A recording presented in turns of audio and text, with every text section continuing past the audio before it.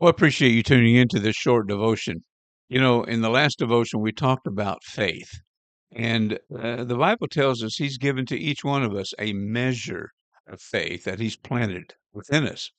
And so, how does God grow that? How does that faith become larger and bigger and deeper and richer and grounded and rooted? Well, first you have to expect opposition to your faith. In some form or another, you have to expect it. And then when it comes, let those hardships, those trials, those oppositions, let it do the work in your faith because faith cannot grow without being tried and tested. It's just like gold, James says. It's got to be tried, tested, and purified. So you have to stay the course. When hardships come, seasons of troubles come, disappointments, don't throw away your confidence in God. You have to wake up every day. You have to trust God. Say, Lord, this is your battle, not mine.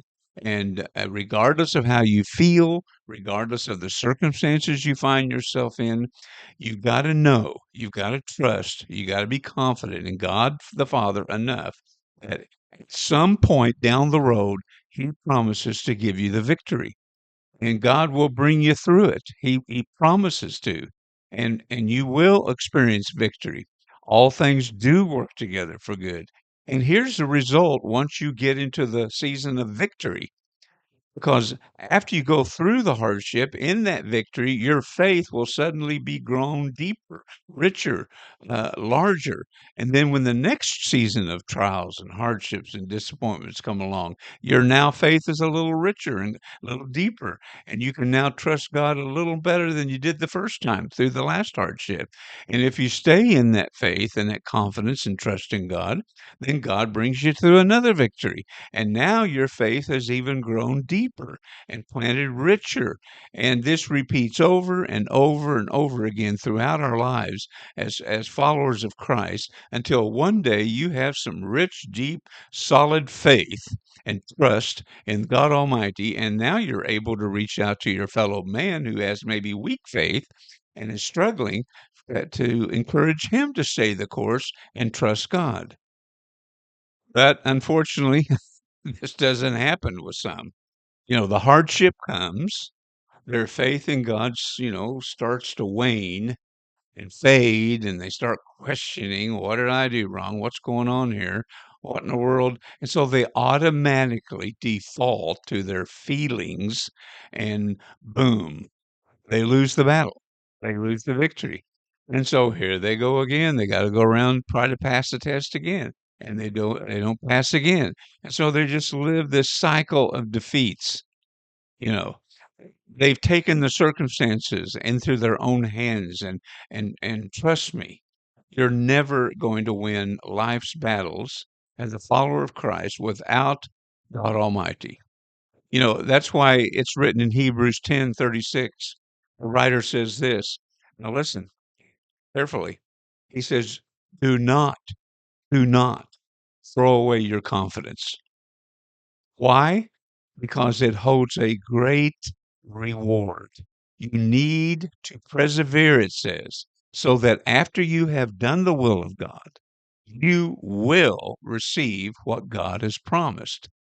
I understand the struggle. I don't get me wrong. I've been through it. I failed many a test, but without a growing faith, a mature faith, life soon becomes very difficult. Um, our faith is meant to be used and tried and tested.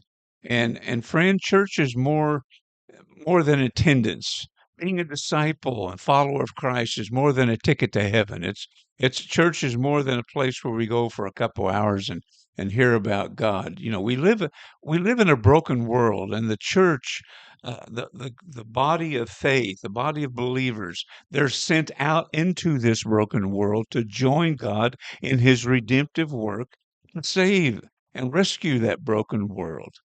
Uh, so God needs your faith.